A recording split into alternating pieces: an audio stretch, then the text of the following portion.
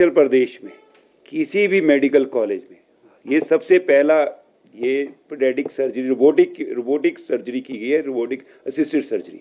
आज तक कहीं भी किसी मेडिकल कॉलेज या एम्स में कहीं भी हिमाचल प्रदेश में नहीं की गई है। This is the first time we have perform this surgery in IGMC. Thank you sir.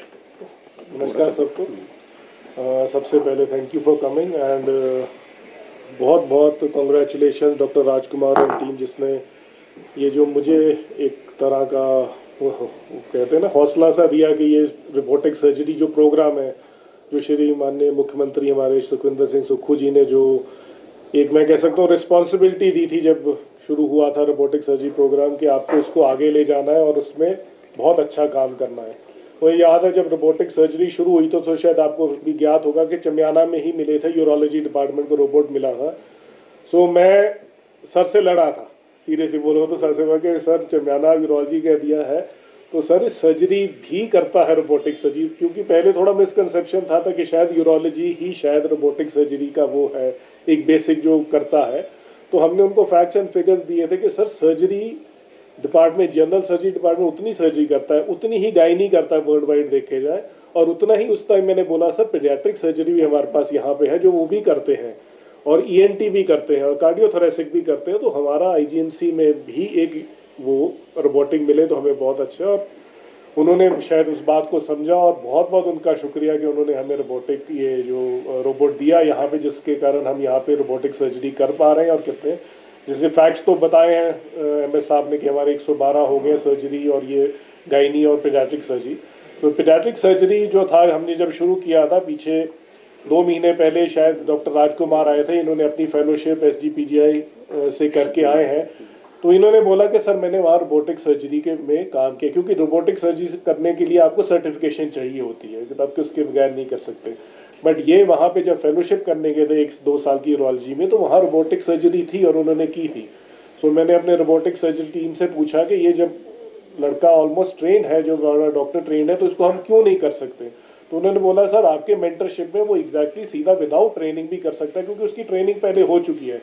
तो ये फास्ट ट्रैक ट्रेनिंग होती है कि हमें 10 केसेस ये हमारे अंडर करेगा, और 10 करने के बाद ये इंडिपेंडेंटली फिर अपना रोबोटिक सर्जरी ट्रेन हो जाएगा। तो मैंने इनसे बात की तो ये बोला कि हाँ सर बिल्कुल हम शुरू करेंगे।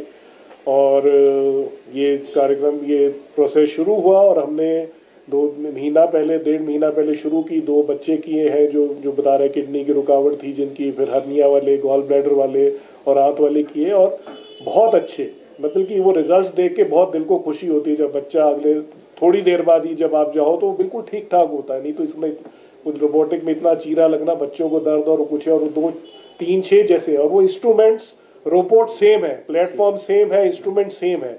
ये मिसकंसेप्शन नहीं है कि कोई अलग से इंस्ट्रूमेंट लगते हैं, उसके अंदर अलग से कुछ होती है, अलग रोबोट है। जो सेम रोबोट जो अडल्ट के लिए है, जो सेम इंस्ट्रूमेंट जो है, उसी सब से ये सब होता है।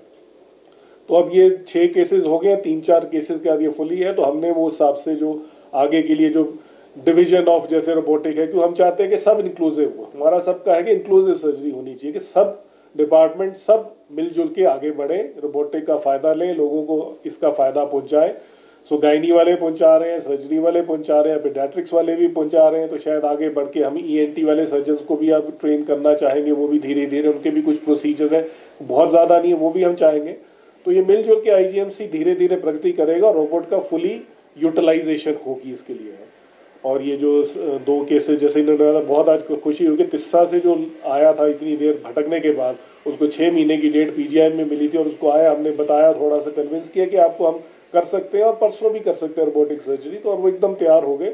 तो ये जो लोगों की जो धारणा है, परसेप्शन, वो धीरे धीरे चेंज हो रही, कंसेप्ट हो रही है, सब इसको रोबोटिक को एक तरह से अपना रहे हैं, क्योंकि उनको भी पता चल रहा है, रिजल्ट्स भी देख रहे हैं। और ये आपकी इस लोगों की बहुत बहुत इसमें योगदान है, आप लोगों का, मीडिया वालों का, जो आप हमारे इस जो भी क्या कहते हैं, जो हम काम करते हैं उसको पॉजिटिवली आप उसको मीडिया में प्रोजेक्ट करते हैं, और लोगों को आपके माध्यम से बहुत को पता चलता है ये काम हो रहे हैं। तो आप लोगों का बहुत बहुत शुक्रिया, और अगेन कॉन्ग्रेचुलेशन।